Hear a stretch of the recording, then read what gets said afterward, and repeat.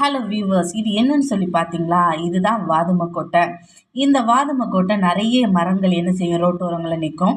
நிறைய கீழே விழுந்து கூட என்ன செய்யும், கிடக்கும். ஆனால் யாருமே என்ன செய்வாங்க, எடுக்க மாட்டாங்க. இதோடைய கொட்டைகளை சின்ன குழந்தைகள் பார்த்தாங்கன்னா எடுத்துப்பாங்க. எடுத்து உள்ளே இருக்க பருப்பை எடுத்து சாப்பிட்டா அவ்வளவு மூளைக்கு என்ன செய்கிறது, ரொம்ப ரொம்ப நல்லது.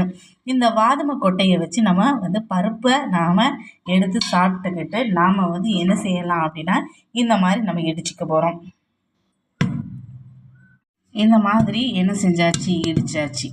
இடித்து நாம் உள்ளே இருக்க பருப்பை நாம் என்ன செஞ்சுக்கலாம், இந்த மாதிரி உள்ள பருப்பு இருக்கும் பாருங்கள். எப்படி உள்ள பருப்பு இருக்கிற பாருங்கள்.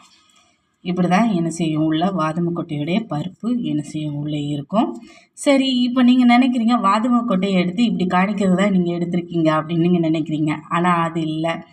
இந்த தோலை வச்சு நாம் எப்படி நம்மளுடைய செருப்பு, அதாவது செருப்பில் உள்ள அழுக்குகளை எப்படி எடுக்கிறது, அடுத்து நம்ம தலைமுடிக்கு எப்படி டை தயாரிக்கிறது, அடுத்து என்ன சொல்லி பார்த்தோம், காலில் உள்ள காலில் உள்ள அழுக்குகளை எடுக்கிறதுக்கு ஸ்க்ரப்பராக எப்படி பயன்படுத்துறது அப்படிங்கிறது இந்த வீடியோவில் தொடர்ந்து நீங்கள் பாருங்கள்.